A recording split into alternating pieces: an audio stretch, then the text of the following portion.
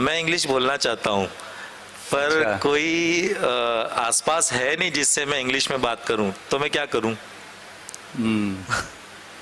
آپ اپنی ماں سے پوچھئے کہ جب آپ بولنے لگے تھے تو آپ کے آس پاس کون تھا؟ واہ واہ، سبحان اللہ۔ آپ یہ پوچھئے کہ آپ صرف اردو کیوں بولنے لگے، آپ کی مادری زبان اردو کیوں ہو گئی؟ جی۔ آپ عرب بچے سے پوچھئے کہ وہ عربی کیسے بولنے لگا۔ آپ انگلینڈ میں رہنے والوں سے پوچھئے انہوں نے انگلش کس سے سیکھی، جب پیدا ہوئے تھے تو کون تھا ان کے آس پاس؟ وہ ان کی ماں تھی۔ سب سے پہلا دیکھیے قرآن پاک میں بھی جب ہماری سکلز کا جو ہماری جو حسی اعضاء ہیں نا، سینسری آرگنز، اس میں سے 2 آرگنز کا ذکر اکثر آیا ہے، ان السمع والبصر، تو پہلے کان کا ذکر آیا سننے کا، اس کے بعد آنکھ کا ذکر آیا ہے۔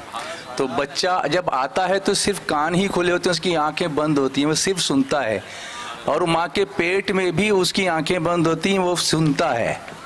یہ بھی ریسرچ کے ذریعے سے ثابت ہو چکا ہے کہ ماں کے پیٹ میں بھی ایون فیٹس کین ڈیسیفر اسپیچ۔ آپ اس کو سرچ کیجئے گوگل پہ جا کے تو آپ کو ملے گا کہ کچھ ویکس کے بعد بچے کا یہ اسکل جو ہے سننے کا یہ ڈیولپ ہوتا ہے۔ تو سننا یہ سب سے بڑا یہ سورس ہے آپ کا کہ آپ بولنا کیسے سیکھتے ہیں۔ آپ جس کو بار بار سنتے ہیں اس کی طرح بولنے لگ جاتے ہیں۔ تو یہ سننے کی عادت بنائیے۔ ہم سنانے میں زیادہ انٹرسٹڈ ہوتے ہیں، سننے میں کم۔ جی۔ بیسٹ اسپیکر کون بن سکتا ہے؟ the one who is the best listener۔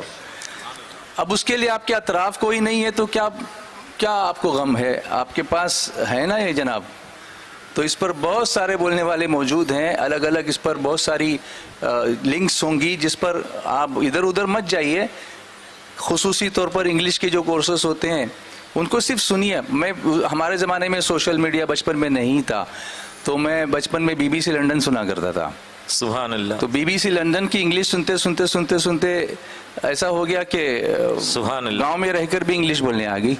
تو when there is a will there is a way۔ جی۔ اور وہ BBC لنڈن میں اردو بھی سنتا تھا تو وہ اردو بھی آ گئی۔ آج بھی مجھے یاد ہے جو میں نیوز سنتا تھا، یہ BBC لندن ہے، اس وقت پاکستان میں رات کے 8:30، بھارت میں 9، بنگلہ دیش میں 9:30، اور یہاں لندن کی گھڑیوں میں دن کے 3:30 بجنے والے ہیں۔ BBC لندن سے اردو نشریات سننے والی والوں کی خدمت میں قاری رضوان کا آداب۔ اردو نشریات کی اس تیسری مجلس میں حسب معمول پہلے خبریں ہوں گی، اس کے بعد سحربین، اور آخر میں ہفتہ واری پروگرام کھیل کے میدان سے پیش کیا جائے گا۔ تو یہ سب یاد ہوتا ہے سنتے سنتے، تو آپ سننے والے بن جائیے، انشاءاللہ بولنے والے بن جائیں گے۔ سبحان اللہ۔